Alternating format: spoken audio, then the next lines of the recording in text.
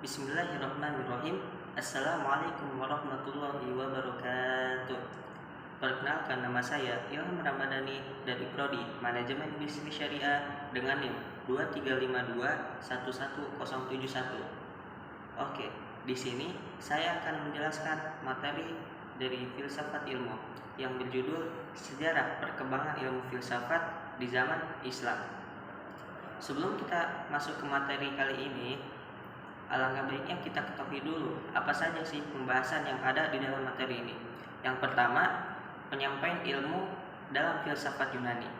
Lalu yang kedua ada faktor pendorong masuknya ilmu filsafat Yunani ke peradaban Islam.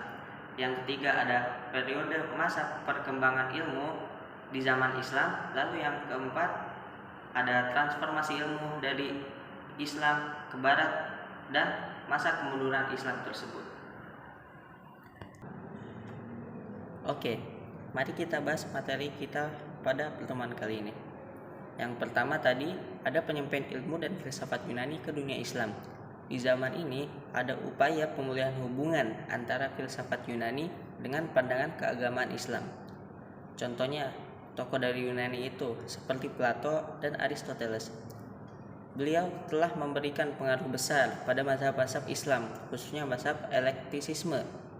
Elektisisme itu sendiri adalah sikap berfilsafat dengan mengaji teori yang sudah ada untuk disetujui atau tidak.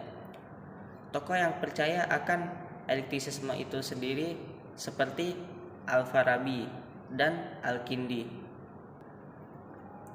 Upaya rekonsiliasi itu menghasilkan ikatan yang kuat antara filsafat Arab dan Yunani. Lalu, yang kedua, faktor pendorong masuknya ilmu filsafat Yunani ke peradaban Islam.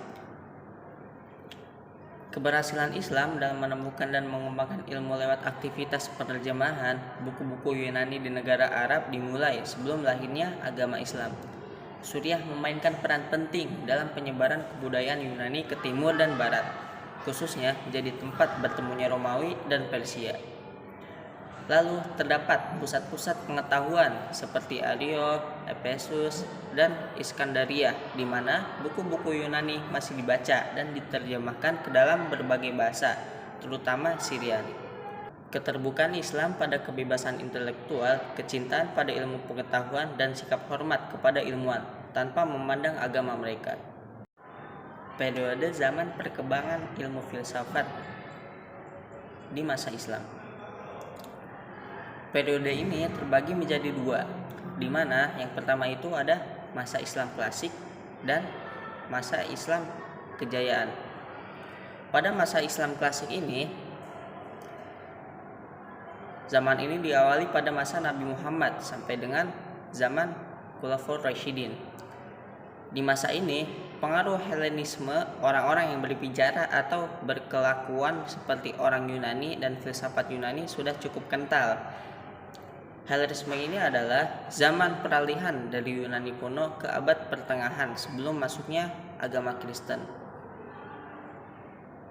Lalu setelah zaman masa Islam klasik ini, lahirlah dinasti Umayyah dan Abbasiyah yang di era selanjutnya menjadi pusat pengkajian dan pengembangan Islam. Masa Umayyah.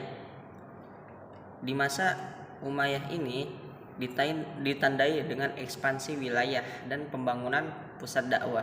Di masa ini, ilmu fikih dan bahasa Arab berkembang pesat. Selain maju di bidang agama, ilmu filsafat juga sudah mulai dijamah di kota Andalusia.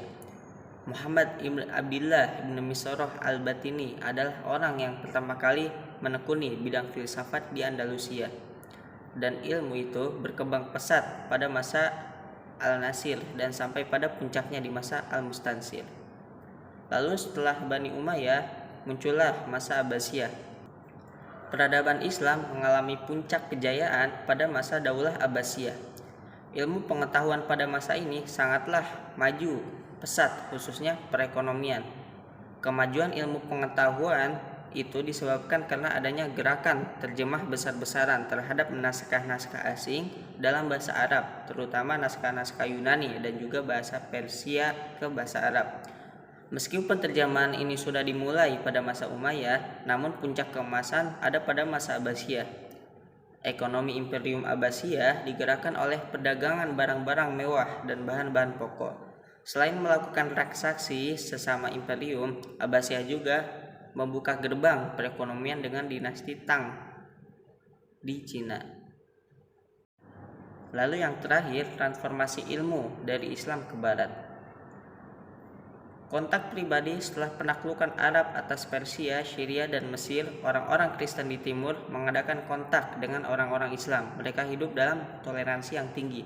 Selain itu, letak Bizantium yang berdekatan dengan dunia Islam menjadikan gagasan-gagasan Barat masuk ke dunia Islam dan sebaliknya, khususnya sesudah Perang Salib. Karena kegiatan penerjemah, tidak dapat dipungkiri kebudayaan Islamiyah yang mendorong orang-orang Latin melakukan penerjemahan. Dan masa kemunduran ini, menjelang abad ke-18, dunia Islam merosot ke tingkat yang terendah. Faktor kemundurannya itu disebabkan oleh jatuhnya Baghdad, ibu kota saat pemerintahan Bani Abbasiyah, ke tangan bangsa Mongol. Diterimanya paham Yunani mengenai realitas yang bersifat statis, sementara jiwa Islam sebenarnya adalah dinamis. Lalu salah persepsi dan memahami pemikiran Al-Ghazali yang dikira menolak filsafat dalam karyanya Tahawuf al-Falasifah, padahal sebenarnya ia menawarkan metode yang rasional.